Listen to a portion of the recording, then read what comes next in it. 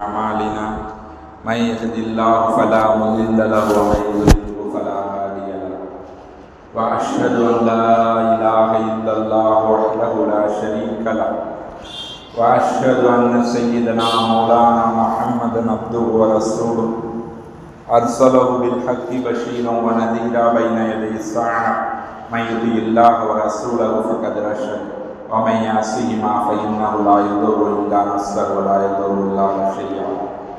أعوذ بالله من الشيطان الرجيم. بسم الله الرحمن الرحيم. ثم لتسألن يومئذ عن النعيم. صدق الله العلي العظيم.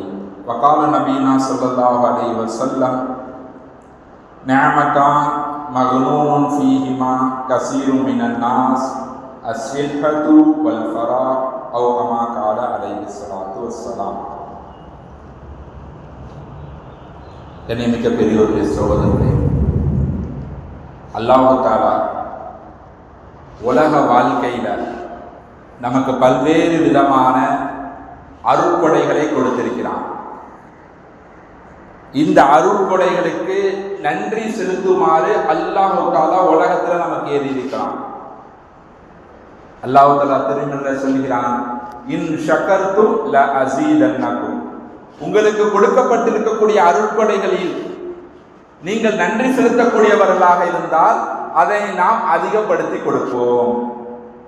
சகோதரர்களே, பெரியவர்களே, உலகத்தில் நம்ம வாழக்கூடிய சமயத்துல அல்லாஹ்வுடைய பல்வேறு விதமான அருட்கொடைகளை அனுதினமும் அனுபவித்துக் கொண்டிருக்கிறோம். அந்த எல்லா அருட்கொடைகளுக்கும் எப்பொழுது நாம் நன்றி செலுத்தக்கூடியவர்களாக மாறுவோமோ அப்பொழுது அந்த அருட்கொடைகளிலே பரக்கத்து உண்டாகும், அது அதிகமாக ஆக்கப்படும். ஹஜ்ரத் அலி ரலியல்லாஹு அன்ஹு அவர்கள் சொன்னார்கள், மூன்று விஷயங்களுடன் இணைந்துள்ளன. ஒன்றாவது, யார் அல்லாஹ் கொடுத்திருக்கக்கூடிய அருட்கொடைகளுக்கு நன்றி செலுத்துவாரோ அல்லாஹ் அவருக்கு அதனை அதிகப்படுத்தி கொடுப்பான்.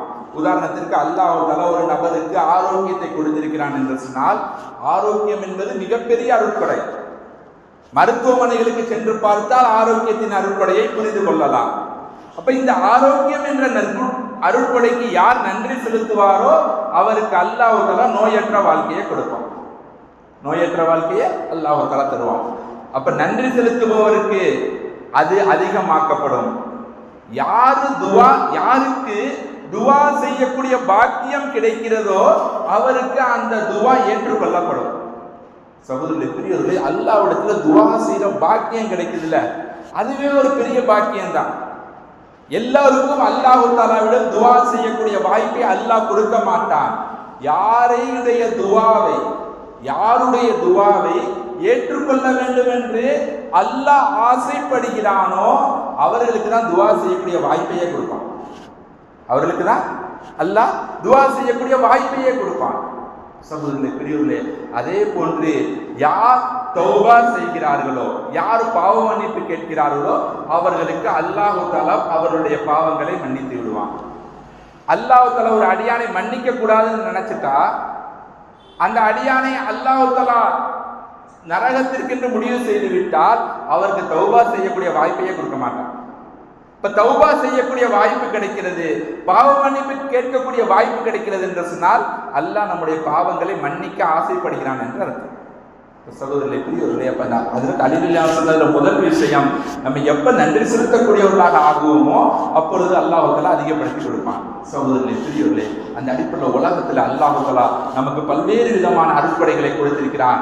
இந்த அருட்கொடைகள் அனைத்தின் சம்பந்தமாகவும் நாளைக்கு கியாமத் நாள்ல நாம் கண்டிப்பாக பதில் சொல்ல வேண்டும். அல்லாஹ் விசாரித்தே தீருவான். அல்லாஹ் தஆலா திருமறையில சொல்லி காட்டுகிறான், சும்ம லதுஸ்அலுன்ன யௌமைதின் அனின் நயீம். நாளை கியாமத்துடைய நாளில் கண்டிப்பாக நிச்சயமாக நீங்கள் விசாரணை செய்யப்படுவீர்கள். எதை பற்றி? அனின் நயீம், உங்களுக்கு கொடுக்கப்பட்டிருக்கும் அருட்கொடைகளை பற்றி விசாரணை செய்யப்படுவீர்கள். இப்ப நமக்கு அல்லாஹ் தஆலா என்னென்ன அருட்கொடைகள் கொடுத்திருக்கிறானோ இந்த எல்லா அருட்கொடைகள் சம்பந்தமாகவும் நாளைக்கு அல்லாஹ்விற்கு நம்ம பதில் சொல்ல வேண்டும். அந்த அருட்கொடைகளை நல்ல விஷயங்களுக்கு பயன்படுத்த வேண்டும். அல்லாஹ் நமக்கு அல்லாஹ் நமக்கு செல்வத்தை கொடுத்திருக்கிறானா, அந்த செல்வத்தை நல்ல விஷயத்தில் பயன்படுத்த வேண்டும். அல்லாஹ் நமக்கு ஆரோக்கியத்தை கொடுத்திருக்கிறானா, அதை தீனுடைய காரியங்களுக்கு பயன்படுத்த வேண்டும். அல்லாஹ் நமக்கு உடல் வலிமையை கொடுத்திருக்கிறானா, அதை கொண்டு மார்க்கத்துடைய வேலைகளை செய்ய வேண்டும். அதை வச்சு பாவம் செய்து விடக்கூடாது. சகோதரர்களை பெரியவர்கள் நபி ஸல்லல்லாஹு அலைஹி வஸல்லம் அவர்கள் சொன்னார்கள், இஹ்தனிம் கம்ஸன் கப்ல கம்ஸின், 5 விஷயங்கள் ஏற்படுவதற்கு முன்பாக 5 விஷயங்களை பயன்படுத்திக் கொள்ளுங்கள். ஷபாபக கப்ல ஹரமி, வயோதிகம் வருவதற்கு முன்பாக வாலிபத்தை பயன்படுத்திக் கொள்ளுங்கள். நோய் வருவதற்கு முன்பாக ஆரோக்கியத்தை பயன்படுத்திக் கொள்ளுங்கள். ஏழ்மை வருவதற்கு முன்பாக செல்வத்தை பயன்படுத்திக் கொள்ளுங்கள். மௌத் வருவதற்கு முன்பாக ஹயாத்தை பயன்படுத்திக் கொள்ளுங்கள். ஆக சகோதரர்களை பெரியவர்களே, அல்லாஹ் நம்ம கொடுத்திருக்கக்கூடிய அந்த ஆரோக்கியம் என்ற அந்த செல்வம் அது மிகப்பெரிய அருட்கொடையாக இருக்கிறது. இந்த ஆரோக்கியத்தை நாம் பாதுகாக்க வேண்டும். இந்த ஆரோக்கிய விஷயத்துல கவனம் செலுத்த வேண்டும். நபி ஸல்லல்லாஹு அலைஹி வஸல்லம் அவர்கள் ஆரோக்கிய விஷயத்துல ரொம்ப கவனமாக இருப்பார்கள். இஸ்லாமும் ஒரு மனிதன் ஆரோக்கியமாக வாழ வேண்டும் என்று சொல்கிறது. நபி ஸல்லல்லாஹு அலைஹி வஸல்லம் அவர்கள் சொன்னார்கள், அல் மூமினுல் கவியோ கைரும் மின் மூமினில் லைஃப், ஒரு பலகீனமான மூமினை விட பலமான மூமின் அல்லாஹ்விடத்துல சிறந்தவர் என்று சொன்னார்கள். அது சகோதரர்களே பெரியவர்களே, ஆரோக்கிய விஷயத்துல நாம் அதிகமாக கவனம் செலுத்த வேண்டும். சில சஹாபாக்கள் உடல் நலத்திற்கு தீங்கு தரக்கூடிய விஷயங்களை செய்யக்கூடிய சமயத்தில் நபி ஸல்லல்லாஹு அலைஹி வஸல்லம் அவர்கள் அதனை தடுத்தார்கள். ஒரு சஹாபி ரலியல்லாஹு அன்ஹு அதிகமாக நோன்பு வைக்கக்கூடியவராக இருந்தார். அது அப்துல்லா இப்னு அம்ர் இப்னு ஆஸ் ரலியல்லாஹு அன்ஹு. அப்துல்லா இப்னு அம்ர் இப்னு ஆஸ் இவர்கள் என்ன செய்வார்கள் என்றால் தொடர்படியாக நோன்பு வைப்பார்கள், விடாம நோன்பு வைக்கிறது. அதே மாதிரி இரவு முழுவதும் நின்று வணங்குவது, இதையே அவருடைய வழக்கமாக வைத்திருந்தார். நபி ஸல்லல்லாஹு அலைஹி வஸல்லம் கூப்பிட்டு விசாரிச்சாங்க, நான் கேள்விப்பட்டேன் நீங்க பகல் ஃபுல்லா நோன்பு வைத்துக் கொண்டே இருக்கிறீர்கள், இரவு முழுவதும் இபாதத் செய்து கொண்டே இருக்கிறீர்கள் என்று சொல்லி கேட்டாங்க. அப்ப அவர் ஆமா நான் அப்படி செய்கிறேன்னு சொல்லி சொன்னார். உடனே நபி ஸல்லல்லாஹு அலைஹி வஸல்லம் அவர்கள் சொன்னார்கள், உன்னுடைய உடலுக்கும் ஹக் இருக்கிறது, உன்னுடைய உடலுக்கு ஹக் இருக்கிறது, அந்த உடலுக்குள்ள ஹக்கை நீ நிறைவேற்று. தினமும் நீ நோன்பு வச்சுன்னா உன்னுடைய உடல்நலம் பாதிக்கப்படும். அதே மாதிரி உன்னுடைய கண்ணிற்கும் ஹக் இருக்கிறது, இரவுல கொஞ்ச நேரம் தூங்குவதற்காக ஒதுக்கிக்கொள். இரவுல கண்ணுக்கென்று ஹக் இருக்கிறது, அதையும் நீ நிறைவேற்றிக்கொள். உன்னுடைய மனைவிக்கும் ஹக் இருக்கிறது, மனைவியுடைய தேவையை நிறைவேற்றுவதும் கணவனுடைய கடமையாக இருக்கிறது. உன்னுடைய உடலுக்கு ஹக் இருக்கிறது, இதை எல்லாம் நீ பேணுதலாக செய்து கொள் என்று சொன்னார்கள். உடனே அந்த சஹாபி ரலியல்லாஹு சொன்னாங்க, நான் கொஞ்சம் பலமானவனா இருக்கிறேன், அதனால எனக்கு ஏதாவது வழிமுறை சொல்லுங்க. உடனே அந்த நபி சொன்னார்கள், 3 நாட்கள் மாதம் நோன்புவை, அது உனக்கு போதுமானதுன்னு சொன்னாங்க.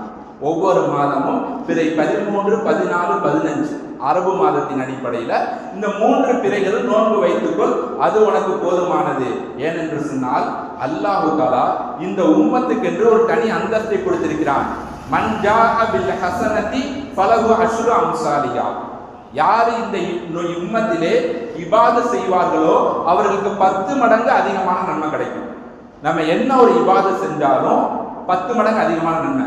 சொல்லுங்க, சில சமயங்கள் அது 70 மடங்காகும், சில சமயங்களில் 700 மடங்காகும். ஆனால் குறைஞ்சபட்சம் நம்ம செய்யக்கூடிய எல்லா இபாதத்திலும் 10 மடங்கு அதிகமாக கிடைக்கும். அது இந்த உம்மத்துக்குனே அல்லாஹ் கொடுத்த தனி பாக்கியம். அல்லாஹ் தஆலா திருமறையில சொல்லி காட்டுகிறான், மன் ஜாஅ பில் ஹஸனதி ஃபலஹு அஷ்ரு அம்சாலிஹா. அப்ப நபி சொன்னார்கள், மாதத்துல 3 நோன்பு வச்சா 30 நோன்பு வச்ச மாதிரி, மாதத்துல 3 நோன்பு வைத்தால் 30 நோன்பு வச்ச மாதிரி. அதனால 30 நோன்பு வைத்த நன்மை கிடைத்துவிடும். எனவே மாசம் 3 நோன்பு வைத்து சொன்னாங்க. அப்ப அந்த சஹாபி சொன்னாரு, இல்ல நான் கொஞ்சம் பலமானவன், நான் கொஞ்சம் பலமானவனா இருக்கேன், எனக்கு இன்னும் அதிகமா சொல்லுங்க அப்படின்னு சொல்லி சொன்னாங்க. உடனே நபி ஸல்லல்லாஹு அலைஹி சொன்னாங்க, அதிகபட்சம் தாவூத் அலைஹிஸ்ஸலாம் நோன்பு மாதிரி வைத்துக்கொள் சொன்னாங்க. அப்ப அந்த சஹாபி கேட்டார், தாவூத் அலைஹிஸ்ஸலாம் நோன்புனா என்ன? ஒரு நாள் நோன்பு வைப்பது, ஒரு நாள் நோன்பு விடுவது. நாங்கள் ஒருத்தர் அதிகமாக நோன்பு வைக்கணும்னு ஆசைப்பட்டார்னா அவருக்கு ஷரியத்துல எந்த அளவுக்கு அனுமதி கொடுக்கப்பட்டிருக்கிறது என்று சொன்னால், தாவூத் அலைஹிஸ்ஸலாம் நோன்பு வைக்க அனுமதி இருக்கிறது. ஒரு நாள் நோன்பு வைக்க வேண்டும், ஒரு நாள் நோன்பை விட வேண்டும். தொடர்படியாக நோன்பு வைப்பதற்கு அனுமதி இல்லை, ரமலான் காலத்தை தவிர. மற்ற எந்த காலத்திலையும் நாங்கள் தொடர்படியாக நோன்பு வைத்துக் கொண்டே இருப்பதற்கு மார்க்கத்தில் அனுமதி இல்லை. சகோதரர் நபி ஸல்லல்லாஹு அலைஹி வஸல்லம் அவர்கள் சொன்னாங்க, உடலுக்கு ஹக் இருக்கிறது, அந்த உடலையும் நீ பேணிக்கணும்னு சொன்னாங்க.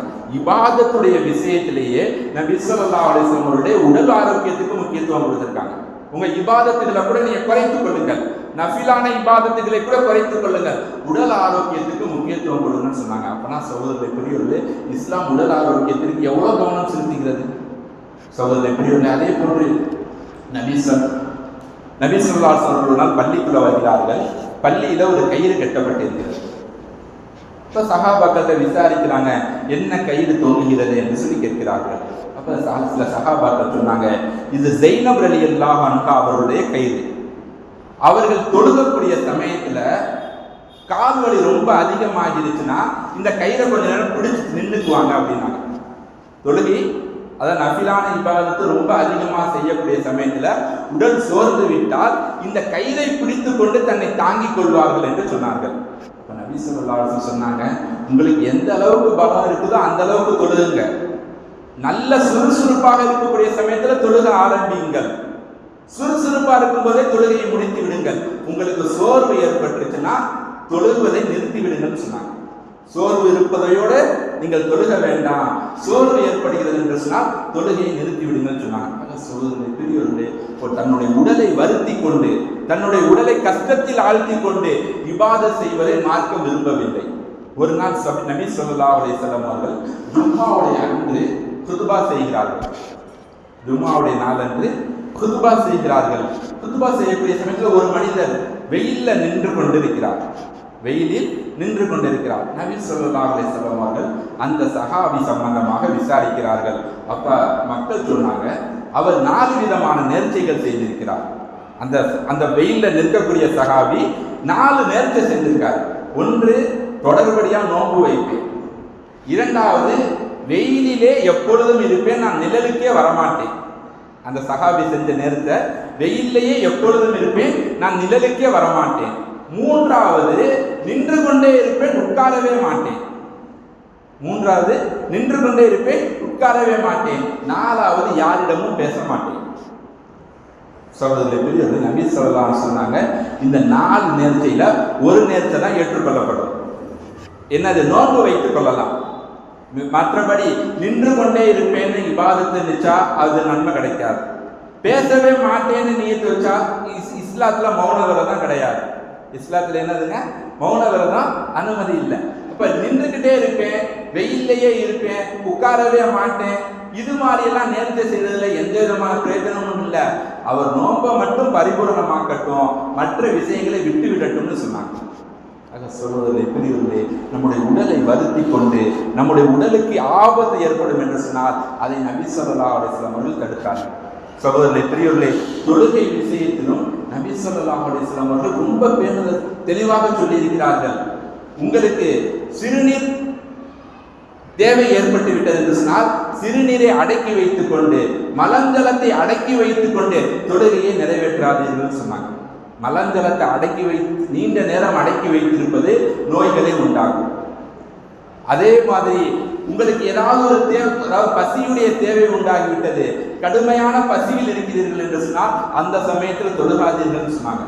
ஏன்னா ஒரு மனிதர் பசியில ரொம்ப நேரம் இருந்தார் என்று சொன்னால் அவருடைய தொழுகையில அவருக்கு மன ஓர்மை இருக்காது, அவருடைய தொழுகையில அவருக்கு இறைவனுடைய சிந்தனை இருக்காது, உணவுடைய சிந்தனை தான் அதிகமாக இருக்கும். சகோதரர்களே, பெரியவர்களே, இபாதத்துகள் செய்யக்கூடிய சமயத்துல கூட, வணக்கங்கள் செய்யக்கூடிய சமயத்துல கூட உடல் ஆரோக்கியத்தை நபி ஸல்லல்லாஹு அலைஹி வஸல்லம் அவர்கள் கவனித்திருக்கிறார்கள்.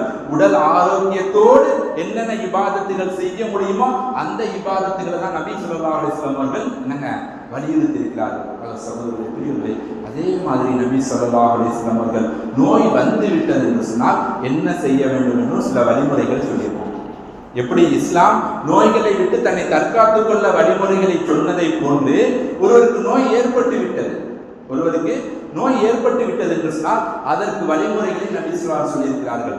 சகோதரர்களே, பெரியவர்களே, அல்லாஹ்விடத்துல நம்ம இன்னைக்கு உலக தேவைகள் எவ்வளவோ கேட்கிறோம், உலகத்துடைய செல்வங்கள் எவ்வளவோ கேட்கிறோம், அது எல்லாவற்றையும் விட அல்லாஹ் கிட்ட உடல் ஆரோக்கியத்தை அதிகமா கேட்கணும். உடல் ஆரோக்கியத்தை கேட்க வேண்டும். நபி ஸல்லல்லாஹு அலைஹி வஸல்லம் ஒரு சமயத்துல சொன்னாங்க, பாங்குக்கும் இக்காமத்துக்கும் இடையில நீங்க கேட்கக்கூடிய துவாக்கள் ஏற்றுக்கொள்ளப்படும் சொல்லுங்க. பாங்குக்கும் இக்காமத்துக்கும் இடையில நீங்க என்ன துவா செஞ்சாலும் ஏற்றுக்கொள்ளப்படும். அப்போ ஒரு சஹாபி எந்திரிச்சு கேட்டாங்க, யார் ரசூலல்லாஹ், ரொம்ப முக்கியமான நேரம், முக்கியமான துவா கேட்கணும், என்ன துவா கேட்கலாம்னு சொல்லி கேட்டாங்க.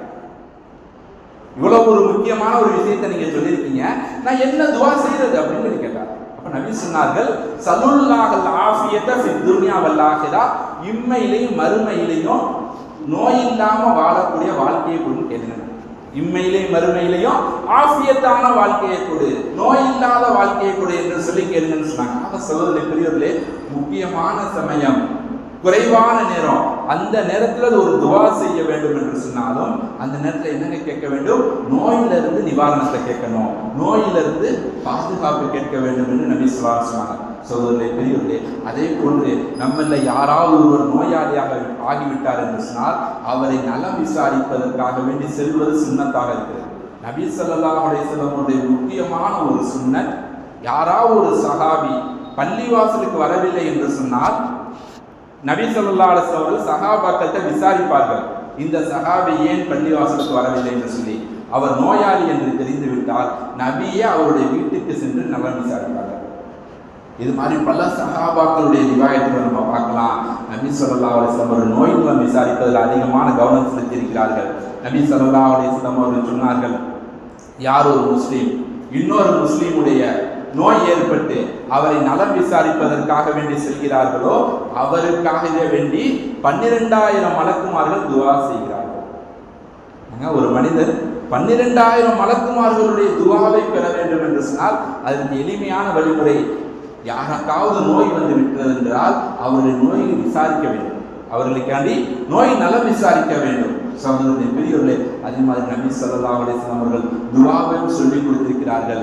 யாரையாவது நோய் நலம் விசாரிக்க சென்றால் அவரிடத்துல நல்ல வார்த்தைகளை பேச வேண்டும், அவரிடத்துல நம்பிக்கையை ஏற்படுத்தக்கூடிய வார்த்தைகளை பேச வேண்டும். நபி ஸல்லல்லாஹு அலைஹி வஸல்லம் பழக்கம், லா பஅஸ தஹூருன் இன்ஷா அல்லாஹ், எந்த விதமான பிரச்சனையும் இல்லை, இன்ஷா அல்லாஹ் உங்களுடைய நோய் சரியாகிவிடும்னு சொல்லுவாங்க.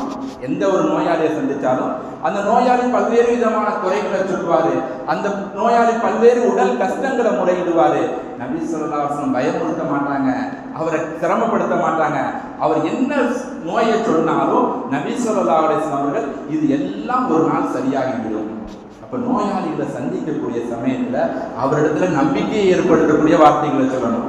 இந்த நோய் சரியாயிடும், இந்த நோய் சாதாரண நோய்னா, இந்த நோய் சின்ன நோய்னா அப்படின்னு சொல்லி என்ன பண்ணணுங்க, அந்த நோயாளிக்கு அந்த நோயுடைய கவலையை நீக்க வேண்டும். சகோதரர்களே, பெரியவர்களே, ஒரு மனிதனுக்கு நோய் வருவதற்கும் அந்த நோய் தீராமல் இருப்பதற்கும் 70% காரணம் அவருடைய உள்ளமாகத்தான் இருக்கிறது. இன்னைக்கு மருத்துவர்களே சொல்றாங்க, ஒரு மனிதனுக்கு 70% அவன் உள்ளத்துல தைரியம் இருக்கிறது என்று சொன்னால், அவனுடைய உள்ளத்துல என்னுடைய நோய் சரியாகி விடுங்கிற அந்த எண்ணம் இருக்கிறது என்று சொன்னால் அந்த நோய் சரியாகிவிடும். சகோதரர்களே, பெரியவர்களே, நோயாளிகளை சந்திக்கக்கூடிய சமயத்துல அவர்களிடத்துல நம்பிக்கையை ஏற்படுத்தக்கூடிய வார்த்தைகளை சொல்ல வேண்டும். அதே போன்று நபி ஸல்லல்லாஹு அலைஹி வஸல்லம் இன்னும் சில துஆக்களை சொல்லி கொடுத்திருக்கிறார்கள்.